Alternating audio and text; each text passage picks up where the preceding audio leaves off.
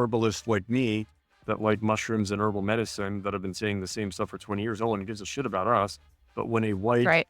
top of her class at Stanford Medicine and her brother, a white, well-to-do Harvard Business School graduate, both see the writing on the wall and to zoom out from their minutia of treating patients at Stanford and be like, wait, what's going on in Washington? The lobby is, oh my God, that's going on, and zoom out even more and see like, oh, hold on, this has been going on for 25 years. And then they whistleblow about it and then get to be bestsellers and get on pretty major mainstream media outlets, pretty solid coverage on big podcasts, and sell a ton of I know. books. And then people are like, wait, hold on now. What these Yeah. cuckoo herbalist and hippie people have been saying for a long time is true about big pharma, the FDA, and the corruption, and how the government isn't all about protecting me, my health. What? Yeah. When you ingest mushrooms, you are ingesting universal wisdom. They detox your body physically, emotionally, and spiritually. And whatever you ask or are willing to explore, you will get the answer to, ready or not. Join me in connecting old school wisdom with modern functional medicine as we discuss healing cancer, mushroom medicine, and the eclectic triphasic medical system. Before we dive in, though, I sincerely want to thank you for having the bravery to face your shit and heal yourself by listening to this show. Because we're talking about actual healing, which isn't profitable for our current healthcare or financial system, its exposure and its reach are being limited and censored. So thank you for also liking this video, sharing it, and subscribing to my channel to help this information reach the people who need to hear it. Facing your shit and healing yourself is more than just this podcast. It is a movement. You can support the movement with a one-off donation or become a member for as low as $5 a month, receive exclusive art, be featured on the show, submit questions for guests, and more. So who am I and why did I decide to create this show? Well, after unraveling all of the medical and pharmaceutical lies I'd been told about my endometriosis, I educated myself and I was able to heal myself after 17 years of debilitating pain. My experience inspired me to actually live my art. So I created an ongoing art series about it called Every Phase, where I create artwork that illustrates how I healed myself as I live by the phases of the female hormonal cycle. Look for the Every Phase vlog episodes on this podcast as I recreate select pieces of the series as an animated mini-series. The artwork actually shows what's happening in the brain and the body during each phase and reveals how to biohack and leverage this energy in your life. I am actually living the art, so it's about way more than just healing. The writing and the artwork discuss truth, freedom, our current financial and healthcare system, slavery, and the way out of it. Learn more by subscribing at meredithochoa.com. So all of that to say, even though I was lied to for years by doctors promoting big pharma, I was able to find experts who helped me achieve what I thought was impossible. This show introduces those people and practices to you. Today, we are chatting with mushroom expert Oscar Sierra of Sierra Botanica and Collaborative Medicine. Oscar is passionate about the patient-centered care approach of the eclectic triphasic medical system and has been practicing this way for over 9 years. He holds a bachelor's degree from University of Georgia in nutrition science and an anthropology minor in traditional medicine. Oscar also completed over 3,000 hours of hands-on training and national board exams to earn board certifications in both herbal medicine and acupuncture. In addition to his ongoing continued education in Chinese medicine, Oscar also studies biomedical and systems engineering fields of functional medicine and holistic oncology. Oscar found that his background in martial arts, where discernment and knowledge of pressure points are used to subdue opponents, allowed him to easily transition into acupuncture to help restore balance in medical practice. The concepts he learned of balance, yin and yang, Meridians, chi flow, the 5 elements, and precision remained unchanged as he pivoted into the medical arts.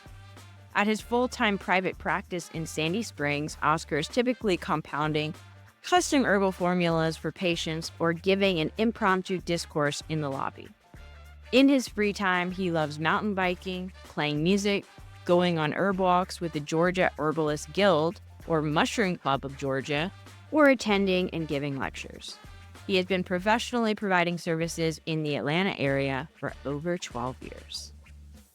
Yeah, That's the nature of the justice system in America. this is true. It is a pay-to-play system. It's, oh, yeah, well, these freedoms are rights, but to actually enforce them, you will have to pay someone Yes. for that to actually exist and take effect. Totally understand. Sounds like they need to take some mushrooms. I'm sure there's plenty you could recommend. I'll mention it to them next time I have enlightening conversation with them. Speaking of facing shit, dealing with shitty people, experiences in life, I'd love for you to share, just who you are and how you've come to face your own shit, how mushrooms have helped you, how you got on this path you're on. All right. So the path that I'm on is a pretty exciting one. I get to dive in, and I'm a really cognitive person. Like, I'm really good at doing this, for better or worse, much to the chagrin of some ex-girlfriends who fortunately I'm still friends with. I have a knack for doing this really well, and like thinking about inflammatory pathways and biomarkers that can measure what's going on, diagnostics that are modern within the realm of functional medicine and lab work, interleukins, cytokines, proteins, inflammatory markers, genetics and genomics that are trying to figure out what is going on and how did someone get here. Signs and symptoms in terms of, oh yeah, I eat this and now I feel that, or my pulse is fast, or it's thin, or it's thready, or it's weak, it's deep, it's bowstring, cottony, mushy, or even there, or it's irregular or irregularly irregular. These are the low-tech signs and symptoms that help me put together the puzzle that I love putting together as a clinician every day on a case. Typically, no one else would figure out. And interestingly, a lot of people say, oh, wow, you work with a lot of cancer patients and you deal with really heavy stuff all the time. But the mushrooms, more recently in my adult life, could have helped me, and the psychotropic mushrooms have helped me get into more of that feeling and empathetic space and cognitively conjure up what other people might be going through, which is not typically something that I feel. I try to discern it and put the pieces together like a logical puzzle. And other people do as well. And there's nothing wrong with that. That is good, and I'm good at it. And there is room for expansion of the awareness that has nothing to do with facts, figures, logic, or cognitive intelligence. Although that stuff's great. They're not mutually exclusive. But my own personal journey that I have for myself is to not just be really good at this, but to try to feel more stuff and intuit more things, and being in the flow when I'm playing my sax. And I don't remember what scale I'm in or what sharps or flats or that it's a Dorian thing or a pentatonic thing. I'm just in, what as we say, as musicians say, in the pocket. So, but sometimes I use this to get in the pocket, and that's okay. So for anyone out there listening that has been shamed for not being able to just be super empathetic with people, that's okay. You probably have other gifts, and you might be able to use those other gifts to get you in the pocket in another space. Absolutely. Totally agree. And really beautifully said. It's really the and consciousness that you're talking about. It's not either or, it's both. You have both, you need both. And at the higher levels, it's all one. It's one. You were talking about energy a little bit ago.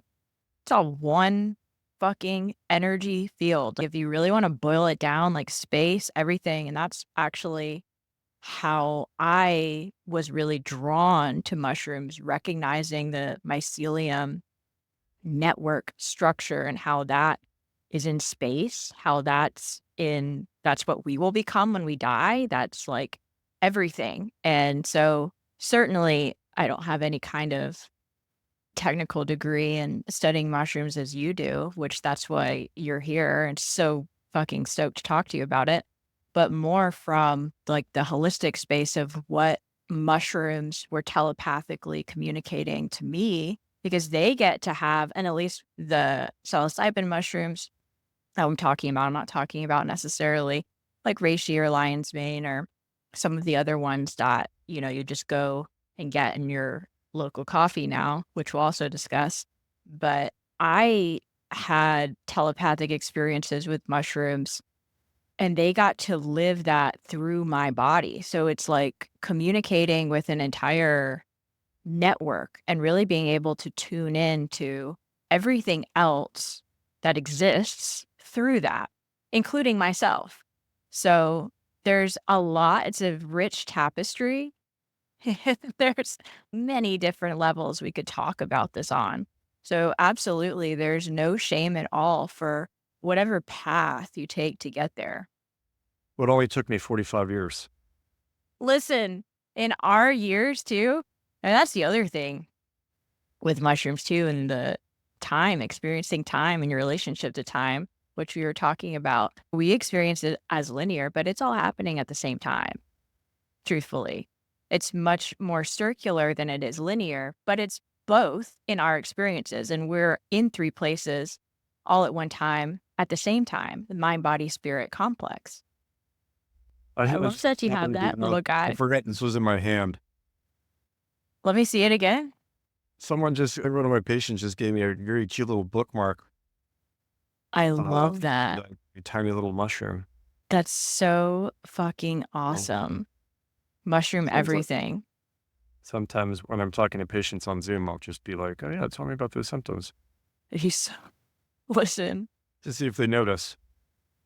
if people just stopped taking themselves so fucking seriously, we'd like instantly have world peace. So many issues would be solved from just not, and I'm not saying there's not serious issues in the world because there fucking are, but a lot of them have been caused by people taking shit so seriously and not loosening the grip. Yeah. I like to think that Awesome. and abide by and remind myself that nothing is so serious that you can't find some humor in it. And conversely, nothing should be taken so lightly that we shouldn't really think about it critically and more seriously. Like nothing is too serious and nothing is too lighthearted and light, like there's some yin in the yang and some yang in the yin 100% of the time. Speaking of this kind of polarity split, as you know, in your field, there is this conversation, this split between in the healthcare community, in the medical community, between people looking at the truth and the facts and how the immune system works, how the body actually functions.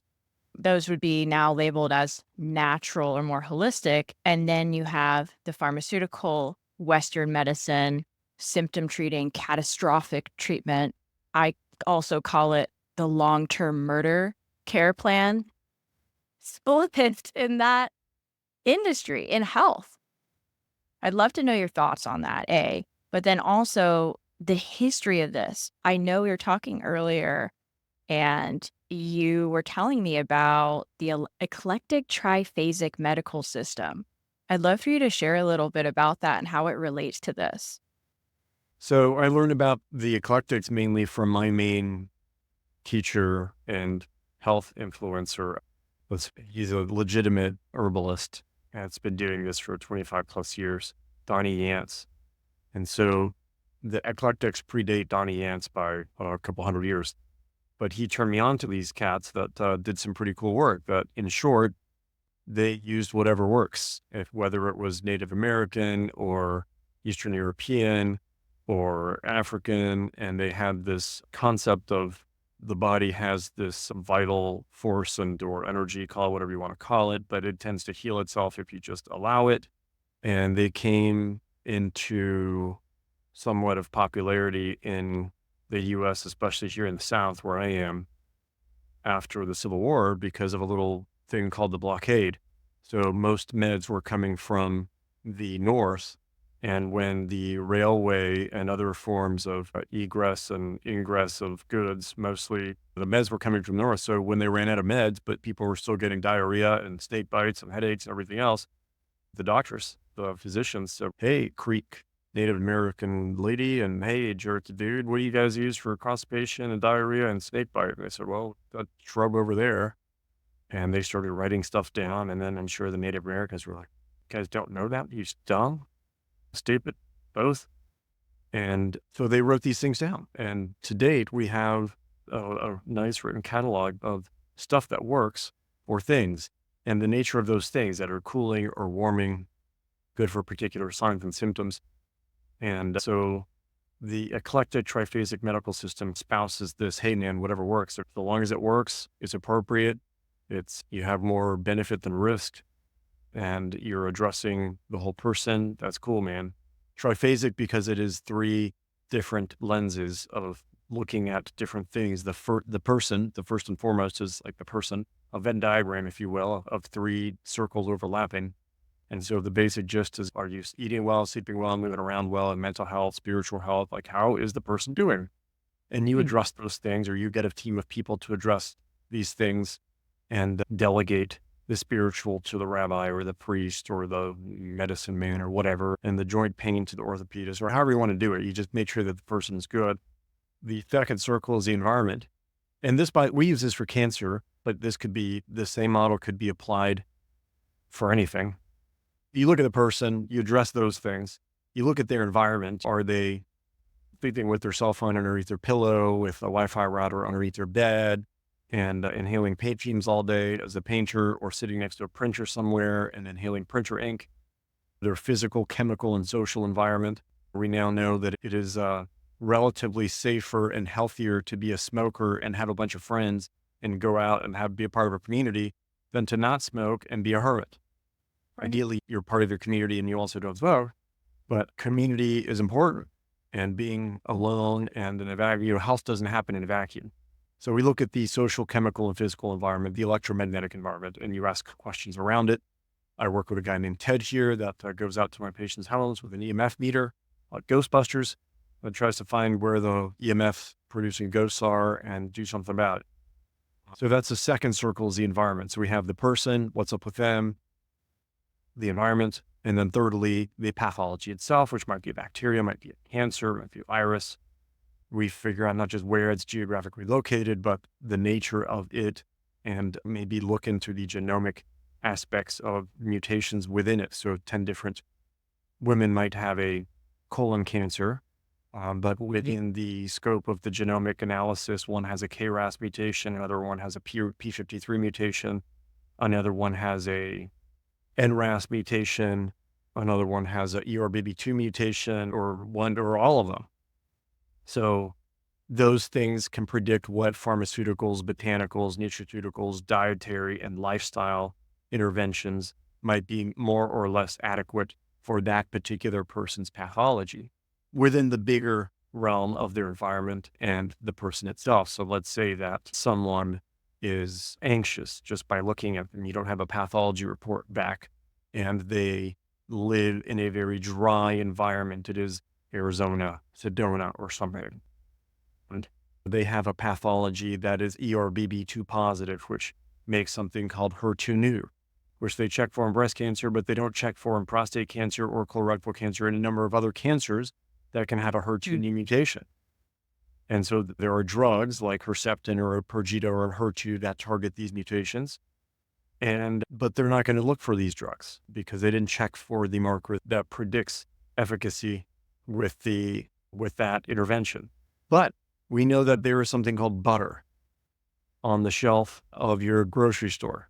And if someone purchases some organic grass-fed butter and they consume it, it might help them make GABA, which is gamma aminobutyric acid. Butyric acid is from, among other things, butter. It's a 4-carbon fatty acid that helps you make GABA, which helps you feel more calm. And we say is GABAergic. So that addresses one of the many things in the person's sphere of what's up with you. I run anxious. Oh, maybe you need some GABA support. There is herbs and all kinds of things that do that. But, there's one thing is helps you make GABA. And then they live in Sedona, so they run dry, and oils like butter is moistening. So they don't run as dry to their skin, to their internal tissues. And GABA, or more specifically butyric acid, not so much GABA, but butyric acid mildly inhibits HER2/neu. So then it also targets the cancer and it feeding off of HER2/neu. So in this one particular scenario, this one intervention kind of killed three birds with one stone: their anxiety, their dryness, and their HER2 positive cancer. And then you would ideally measure HER2 before, give them some butter, maybe in their mouth, maybe up their butt, works a lot better, more strong. There's all kinds of stuff that you can do with the butt. Be a subject for another topic for another day, rather. And then you measure Coffee before enemas. and butter enemas, butyrate enemas. Yeah. It gets absorbed extremely quickly, bypassing your liver. Yep. It gets systemic real quick. It's true, the GABA thing and the HER2/neu thing. But so that's the fun part of like, what is the fewest number of interventions that we can put in this jam band that can have the biggest effect on this person, their environment, and their pathology? And can we do it artistically in a way that is exciting and artful? That's the art of medicine, rather than, oh, you have colorectal cancer, here's the standard of care. Everyone gets FOLFOX. And we don't care what your state of mind, anxiety, sleeping, not sleeping, where you're sleeping, next to a printer or an EMF machine, or a woman or a man, or what the details of your cancer are. The standard of care, or as Christopher Hobbs, a famous mycologist friend of ours who we were hanging out with not long ago, would say, corporate medicine is just a one size fits all.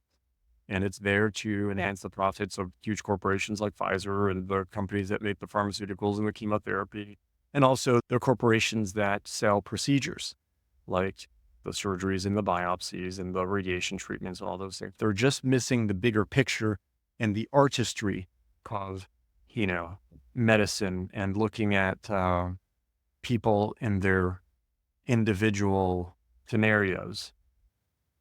I think it's a very nice way of saying, it's not that they're only lacking the artistry. They're literally killing people without the patient knowing that there's any other option available, especially in cases like when you have the myriad of autoimmune disorders.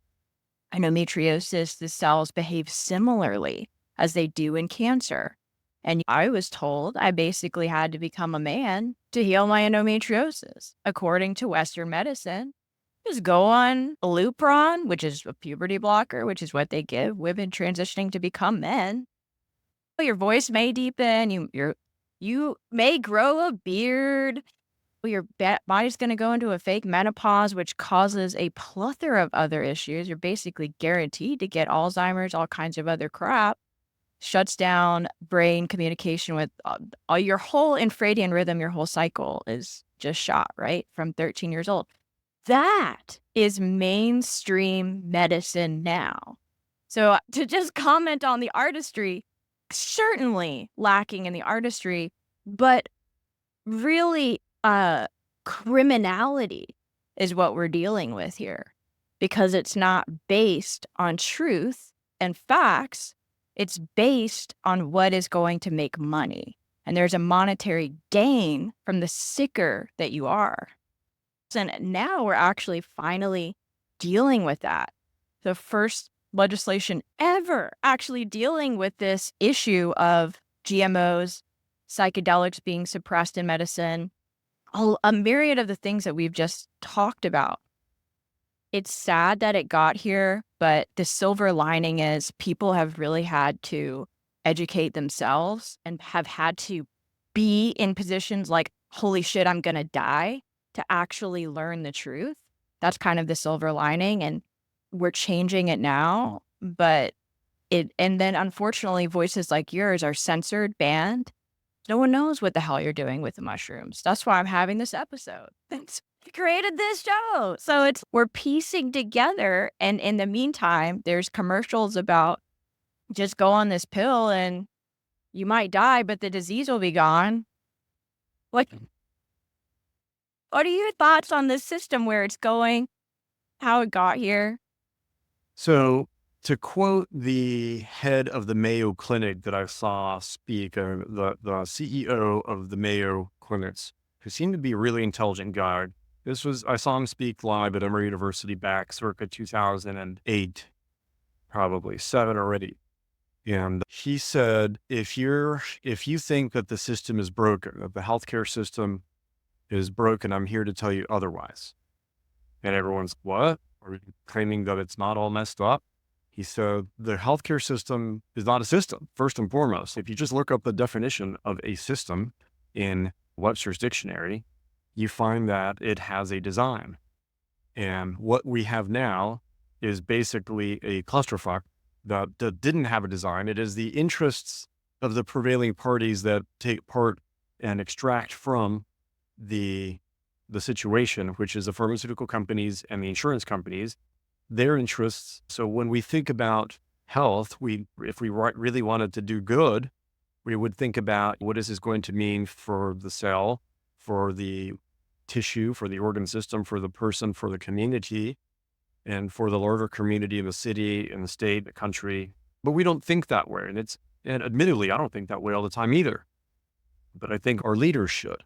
And our leader for our health is in the mirror. So every single decision that we make in the short, the medium, and long term, as well as what is this going to mean for my group of cells and my relationship to my brother, sister, neighbor, cousin, boss, employee, girlfriend, whatever. And maybe we would have a more conscientious society. I'm looking forward to creating some change, not so much within the system, because I think it's so fucked and so far down a line that it has so much momentum going in one direction that is not helping health at all. And it's more and more obvious as even mainstream folks like Casey Means and Callie Means, I don't know if you read her book, Good Energy, instead of herbalists like me that like mushrooms and herbal medicine that have been saying the same stuff for 20 years, no one gives a shit about us. But when a white Right. top of her class at Stanford Medicine and her brother, a white, well-to-do Harvard Business School graduate, both see the writing on the wall and see the zoom out from their minutia of treating patients at Stanford and zoom out and be like, wait, and then zoom out even more and then get with her brother and be like, wait, what's going on in Washington, the lobbies? Oh my God, that's going on, and zoom out even more and see like, oh, hold on, this has been going on for 25 years. And then they whistleblow about it and then get to be bestsellers and get on pretty major mainstream media outlets, or start to, maybe not MSN and CBS Yeah. and ABC, but pretty solid coverage on big podcasts and sell a ton of I know. books. And then people are like, wait, hold on now. What these Yeah. cuckoo herbalist and hippie people have been saying for a long time is true about big pharma, the FDA, and the corruption, and how the government isn't all about protecting me, my health. What? Yeah. Yeah. I'm not so much in favor of reforming it as much I am of just letting it run itself into the ground and starting somewhere else entirely that doesn't have anything to do with the prevailing system that we have. Oh, Although I yeah. suppose it could be possible to pull up out of this nosedive with this huge tanker truck funded by the Rockefeller since the Fletcher Report in 1911 that has been going on this nosedive trajectory as far as our health goes, but in terms of their profits. So I guess it's a smart business plan that is involved in this clusterfuck of a quote unquote system for at least the big pharma / big oil and the senators and congressmen that are in the pockets of those guys. But anyway, Yeah. I'm excited, more excited than I have been in a long time about politics with RFK somewhere in the mix. And, Mhm. and this will be fun. I don't have a TV or internet. Haven't for 10 years Love it. anymore. Love that. And, but I might have to start keeping up with who's getting kicked out of Washington here, Yeah. and what's going to go down. So excited. Yeah. It is the face your shit, heal yourself year. I feel like shit's about to blow up for them, and I'm here for it. I'm fucking here for it. Been waiting a millennia for this. But I'd like to go back to when you were talking about cancer and really your work with cancer and mushrooms and your unique method of growing mushrooms, how you're using this for cancer treatment. And then we can talk a little bit about the nonprofit you started with one of your patients that had cancer. Yeah, in fact, she's going to be here in a minute to my office, Lee Stevens. So to answer the first part of her question, I'm involved with a company that's been growing mushrooms for over 35 years. Robert John's, a growing company. Don't look them up because they were there for a long time and then they've been underground. We're not ready to launch back public yet, although we are brewing some extremely exciting stuff underground. And by underground, I mean not public. We're looking for Right. some pretty major and serious investors because we figured out a way to grow mushrooms for a third of the price and Okay. double the potency in terms of at least beta-D-glucan, probably some other metabolites of different types of medicinal mushrooms. We've had it third-party tested compared to the bigger players in the marketplace for mushroom nutraceuticals or mycoceuticals, as they call them. So we've done this in an extremely small scale. We're looking for investors to help us make it at a big scale for both nutraceuticals, mycoceuticals, as well as foods or mushroom sushi that we've made. There's two total crap things on the market right now. The ingredients are abysmal. There's no nutrition and MSG in there. So there's like toxic stuff in it, but the label looks perfect. It says, gluten-free, vegan, and like, sustainable and all the right buzzwords, except if you look at the ingredients, it's complete shit with no protein, no carbohydrates, just a ton of salt, MSG, and bogus colors and flavors. So the stuff that we made is all natural, has a ton of protein because it's made with this mushroom protein stuff. So we're growing in a way that no one has ever grown, but extremely small scale out of someone's house. So that's super, super exciting. So I do employ mushroom medicine in a clinical practice. Most stuff I don't grow myself, but I get from other folks in those mixes with herbs and other immune modulating compounds. Occasionally I will go forage out in the woods or some friends, like I'm a lifetime member of the Mushroom Club of Georgia. Same in Cornelia. I've been running that for a long time. And sometimes I'll go forage and just come back with a huge basket of turkey tail. Yeah. And I'll get that to my patients to decoct and brew up. Or we have some local growers that will grow some reishi, some turkey tail, some lion's mane, some cordyceps are all pretty local, double extract. And I will usually as a tincture, although some like the turkey tail will just give away to a lot of patients going through chemo and conventional and traditional cancer treatments. So we'll get those out to those peeps. But almost all of my cancer patients are on some kind of mushroom, and I recommend pretty much everyone eat some type of mushroom several times a week, if not every day. I just ate some Yep. delectable hen of the woods maitake mushroom, which is Awesome. and it's probably one of the most delicious mushrooms I've ever eaten. And it was just growing on a friend of mine's tree out in his front yard. So Wow, love that.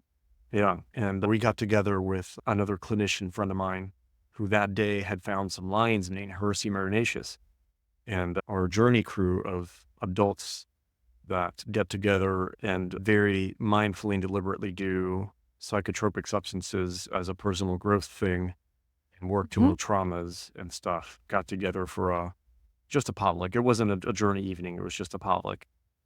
Two of us ended up bringing wild forage mushrooms and had a delicious meal. So it's made community. They get it to me and I get it to the patients. I introduce people to mushrooms that they've never heard of. We get them through chemo and or radiation with almost no side effects to where my patients are running marathon, literally 5 or 10K runs while they're in chemo treatment and complaining about, they're sitting there with an IV report, getting their chemo, talking about how much slower their 5 or 10K run is, while the other patients in there that are not doing the botanicals and nutraceuticals and the diet and lifestyle are like looking pale as hell and almost dead. And they've done only 2 treatments or 3 treatments where mine are like treatment number 6 or 7. And they're complaining about how slow their 5 or 10K is. And everyone's, what do you mean you're complaining? Like you're running? And they're like, yeah, I'm running, but I'm slower than usual, That's the difference. Incredible. And what would you say for people that they don't have cancer, they don't even have an autoimmune, but they're interested in maybe they're feeling like they have low energy, maybe have hormonal imbalances. They're coming to see you. They want to get started with mushrooms. They want to learn more about it. They're interested in it because even though, yeah, you said there's so much shit out there, I do think that at least it's starting a conversation in people's Absolutely. heads, you know? So what would you, those people that are maybe just getting started, what would you recommend? I would say exciting that you are getting started and your interest has been piqued from the mycoceutical standpoint and mushrooms. And if they're my patient, I would dial in the energetics of the mushroom to the energetics of the person. So for example, if someone runs anxious and maybe they have an autoimmune situation and or are tired, have chronic lung or cardiovascular issues, I would say reishi is going to be their friend. Reishi is the you can't go wrong entry level mushroom as far as medicinal that you're not going to eat every day. Your shiitake, your portobello, your white button mushroom, which is the same thing, your chanterelle, your oyster mushrooms. Those are all also fine. Like they're good eats, as Alton Brown here in Atlanta and Marietta says, and you can't really go wrong with them in really any scenario. And they're not so strongly yin or yang or hot or cold that they're going to throw anyone off balance. Right. Your and reishi's kind of same thing. It's pretty middle of the road. It's not hot and it's not cold. You can't overdose on it. It's fairly easy to get and access. It grows here in Georgia and a lot of places wild. That's a good safe bet. It covers who's not anxious and who doesn't have a cardiovascular issue or a lung issue. That pretty much covers most of America. But if you don't have anxiety, you probably have some chronic lung or upper respiratory issue and you get the postnasal drip or chronic sinus congestion or cough, whatever. That's so many people. Turkey tail also grows here and it's pretty easy to find. It's not good eats, but it's easy to find. It is drying, however.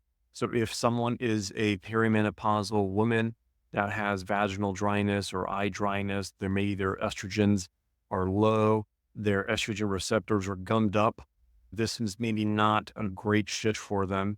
Cordyceps is another nice one that is a little bit more yang, kidney yang. So if someone has a low libido, is tired, maybe has chronic lung issues as well, you can dial in some cordyceps and you can mix it with the reishi and maybe some botanicals and obviously the diet or lifestyle and other nutraceuticals are part of that orchestra. It's never like just a piccolo playing a solo the whole time. It's reishi.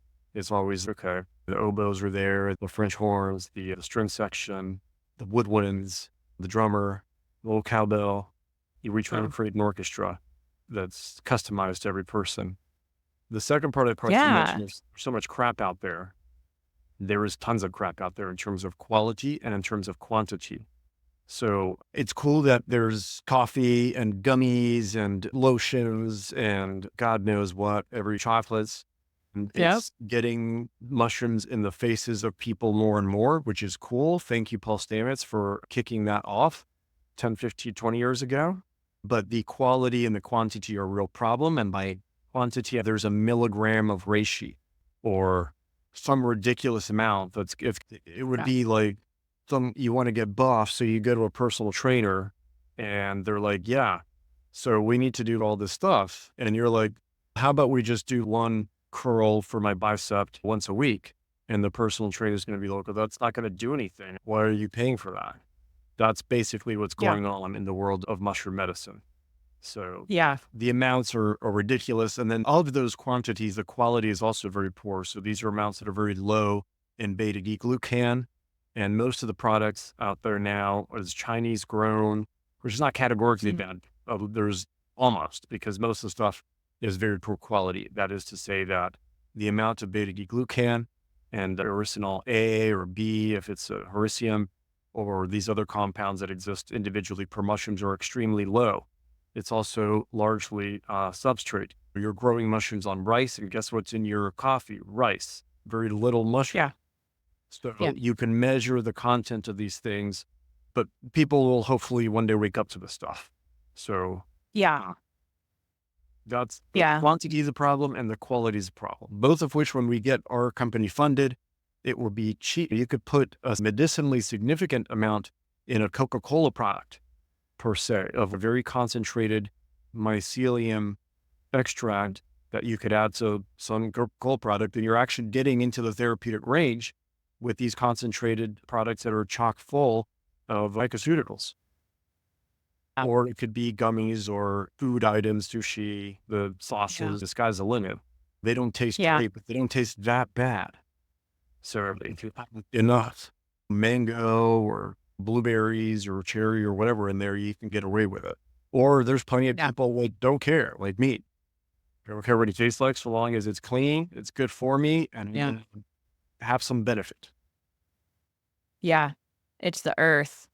It's the earth, which I don't know why we go anywhere else. Mother Earth knows everything. As we were talking about a little earlier, we go all everywhere else. Yeah. And the earth is just like, yeah, well, I showed you like how this was grown. I showed you this. It's all literally there. And that's the coolest thing about mushrooms. And when you have that quality, you're able to really get that and really communicate not only with the earth, but with the mushrooms themselves in that way. I'd like to go back to your nonprofit, MOJO. Chat about that. So Yeah. MOJO is launched.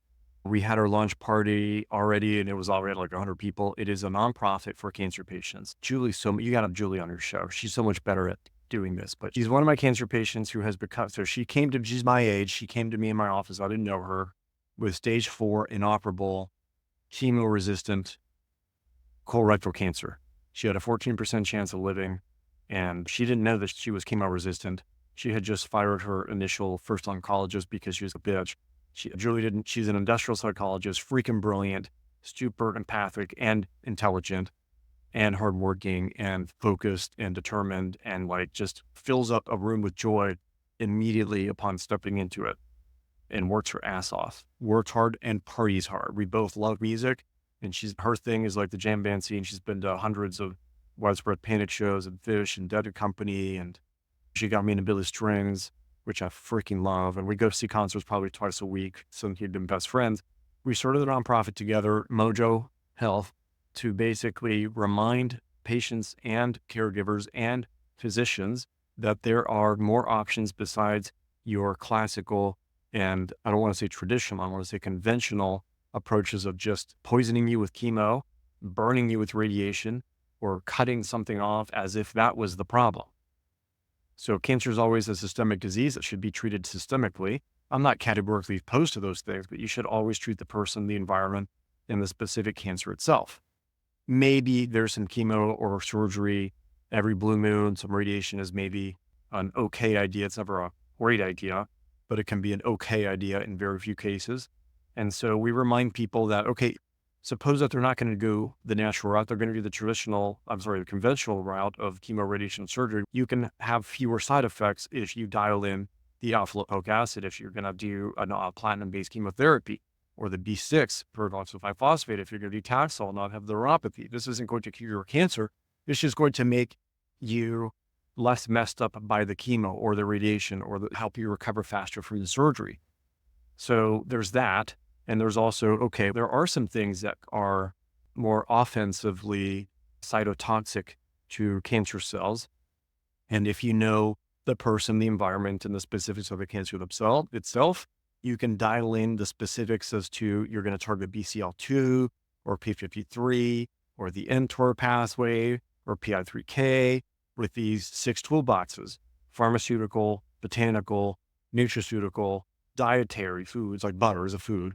Butyrate's a nutraceutical, but butter you can put on your gluten-free pancakes like I had this morning. Or like I said, shove it up your ass. And then other therapies like acupuncture, chiropractic, massage, jumping up and down, prayer, whatever. So there's a website, and you can go and type in your cancer and type in your symptoms or type in your chemo, and it will tell you, oh, okay, I'm concerned about neuropathy. Bam, you hit the button, it tells you how to mitigate that. I'm concerned about diarrhea. Here's how to mitigate that across toolboxes: foods, botanicals, nutraceuticals, other things like chiropractic or acupuncture that's specific for diarrhea. So it's basically my brain and my experience of working with cancer patients largely since 2011 for free online. You just go on there and then get whatever you need, and hopefully tell your friends and coworkers about it. We're also looking for investors because right now we got to a stopping point. What we'd like to do is benchmark the healing experience. So is there a study that says that if someone with a KRAS mutation that has the mold in their environment and runs anxious and puts ashwagandha in their water every morning with a little lemon, do they fare better with overall survival or adverse effects from conventional therapy or a higher quality of life? No, no one has ever done that study. But if you collect enough cases of thousands of people that say, I have this type of cancer, I am this old, I'm a female, and you don't need to know my name, but I'm just going to tell you that those things, I have this kind of cancer, I'm this old, I'm a female, and I took some ashwagandha.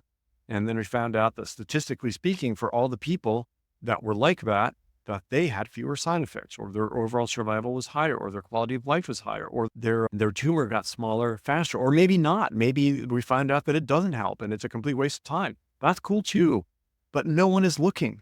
And so part of the goal for MOJO is to create this database scrubbed of personal information and just says, hey, I put some lemon in my water every morning. This is what kind of cancer I have. And I didn't have any nausea, or I had whatever. And you get enough cases like that. And then is it a double-blind, placebo-controlled clinical trial? No. But might it inspire a double-blind, placebo-controlled randomized clinical trial on lemon and ashwagandha, or doing acupuncture before every chemo treatment versus not? Like, no one's going to fund this unless we, the people, decide that we want this information. And this information would be good. These cancer patients want to pay it forward. It sucks that they're going through it, but they typically, especially if they have a good experience, they want the next guy to have this. And so that's what MOJO is about, is enabling every individual person to be part of a whole community, to benchmark the data, to then be able to come back and say, out of the 10,000 people that had colorectal cancer in the last 2 years that plugged their information in MOJO, you get AI to scrub the data to be like, weirdly, everyone that took ashwagandha combined with lion's mane and did acupuncture once a week had 73% fewer side effects, especially of diarrhea and neuropathy, compared to people that didn't. Yeah. Interesting. Extraordinary. So there's a bunch of free resources. We all love music. If you look closely, almost every page has what do they call it? A cookie, a hidden gem of something that has to do with a Grateful Dead lyric, or a Billy Stearns lyric, or a Widespread Panic lyric. And so push that to you. I love that. And I'm loving, listen, everything is framed in this like symphony of healing. And because healing, it truly is a journey. It's not even a destination. What I love most about what you were saying is the community aspect, and that there's this place, this space where it's actually, I feel like, even more beneficial that it isn't like this double-blind placebo clinical trial.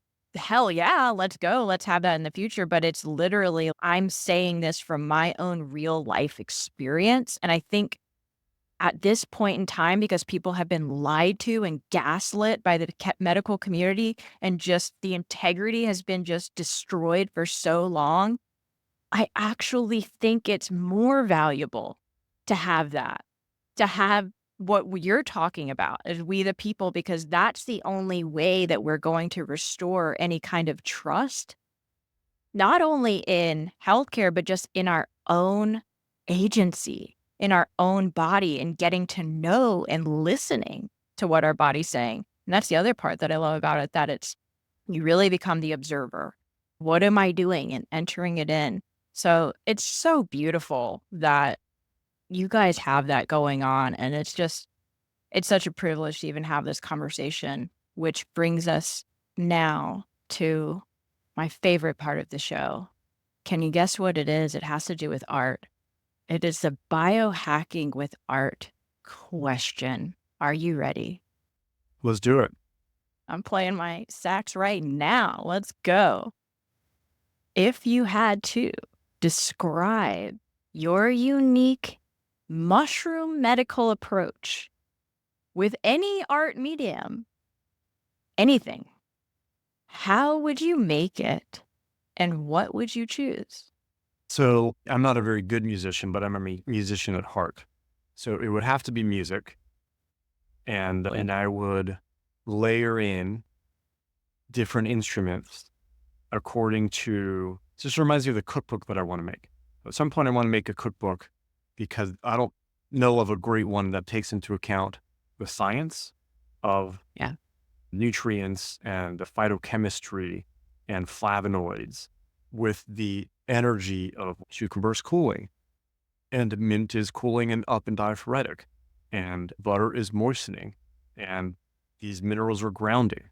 And these have an up energy like the lemon and lemon peel. And this has a down energy, right? And calming and settling. So I would love to get that. So two worlds, right? Like the Western and the Eastern, the science and the art. So I thought about combining recipes with music. So every ingredient would have an instrument. So as you sizzle onions, it's like a shaker, like a little, and if it's like a Latin recipe of tacos or enchiladas or something, it's like you layer in the instrumentation with the layering in of instruments. The health and mushroom experience is usually not static, like it's layered. You first become aware of different things that are going on in your field, and then you become more aware of inside. Wait, who is observing these things? And who am I? And was I aware that I was tight here? What exactly is driving the tightness? And you just, Yeah. it's these layers of awareness. So I would choose different instruments to be layered in. Percussion is primal. And so there would definitely be some percussion, and it wouldn't be necessarily complex. And I would orchestrate. And for me, usually the psychotropic mushroom experiences are with other people, and they add their own energy and flavor. So they also get their own instrument and color to a situation. Like I have some friends that are just hysterical. They're not trying to be, but they're just funny as hell. And some other friends that are just really like grounding, calming, mothering. Yeah. They're not funny, but they're just like, oh, they're so good. Just because that person being there is so comforting. Yeah.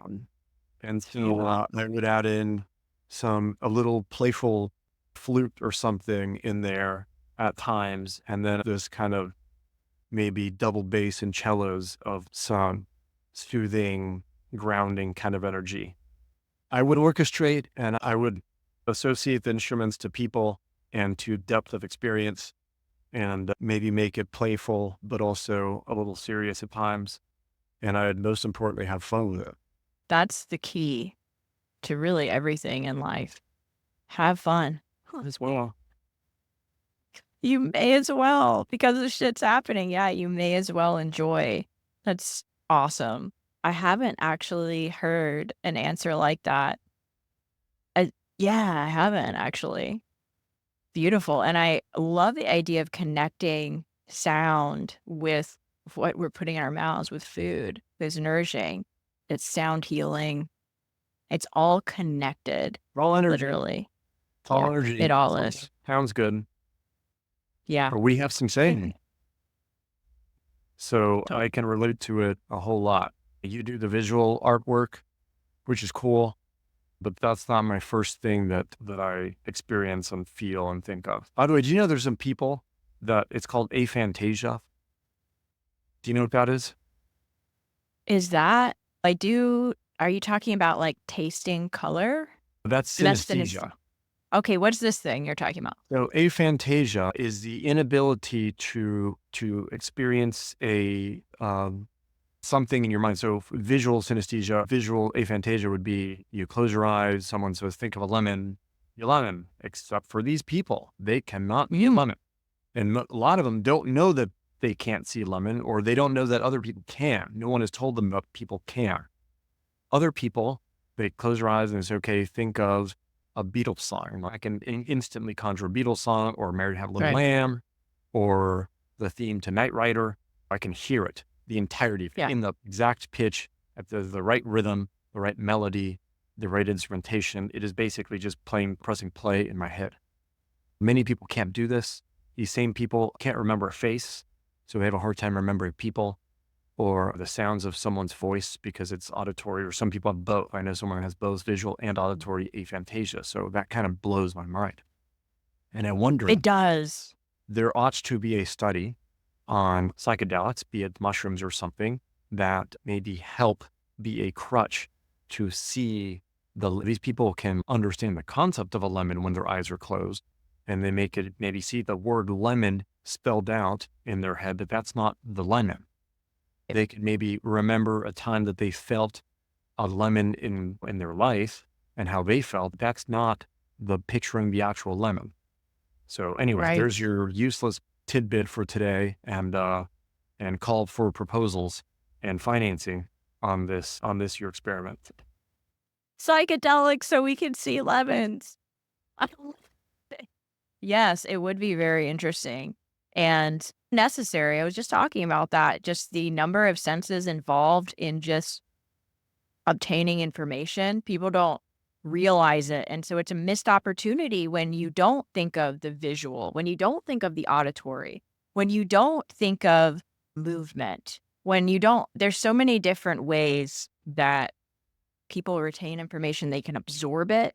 And to have all of those, to at least include, which it sounds like your biohacking with art project would, it's it makes it just sink in deeper. It's very integrated. Just as a reminder, because it was a shocking to me.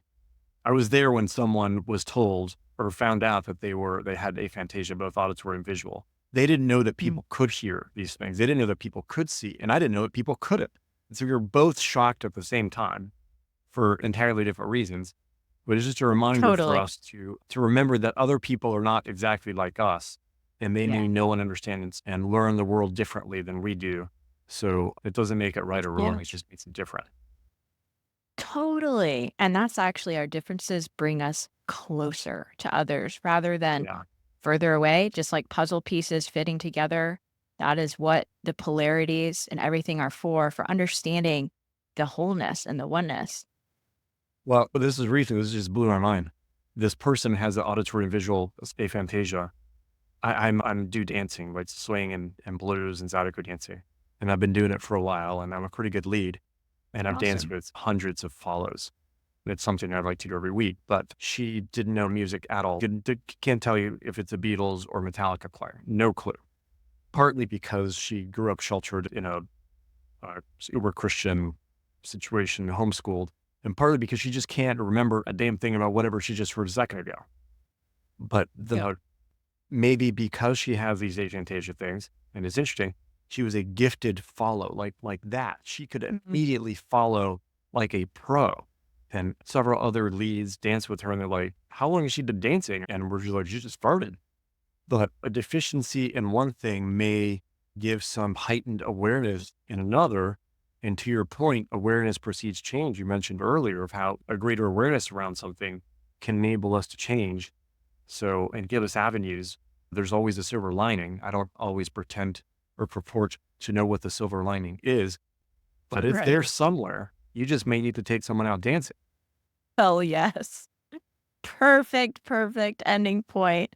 It has been such a privilege, like I said, to chat with you. Just thank you for sharing your wisdom, for sharing your knowledge about mushrooms, about just your experiences. It's been absolutely incredible and so, so, so real. Most important part. Tell us where people can find you, learn more about your work. Of course, we'll list all of this in the show notes, but where can people connect with you? Yeah, thank you. The thing I'm most proud of is the mojohealth.org. That is more joy. That's because why not? Whatever is chemo, cancer, or hangnail, do whatever it is with more joy. So mojohealth.org is the nonprofit. Lots of resources on there. Julie wrote a book. We have an EMF protecting blanket that's half the price of the Fender Shield one. That's super awesome. That everyone should have, honestly, just to sleep. I slept with mine last night and I slept way better because I usually have it here at the clinic. I took it home Yeah. last couple of nights, and I'm like, this really makes a difference. I don't have internet or Wi-Fi, but my neighbors do. So I can't control what they do. So there's Mojo Health in Oregon, and there's my clinic, which is Sierra in Collaborative Medicine. So the website, I think, is sierracollaborativemed.org. I'm in Atlanta, more specifically Sandy Springs, Georgia, just north of Atlanta. Come say, hey, check out the apothecary. Come have some tea. I work with local and telehealth patients. And I also am always looking for volunteers. And right now, I could use a scribe. So if anyone wants to come work here and learn some stuff, hit me up. Hell yeah. Everyone go check all of those awesome resources out. It's just incredible. I hope everyone is able to take away something from this tremendous conversation we've had today to help them go out there, face their shit, therefore healing themselves. And remember, as always, the truth will set you free. We will see you all next time. Bye. Amen.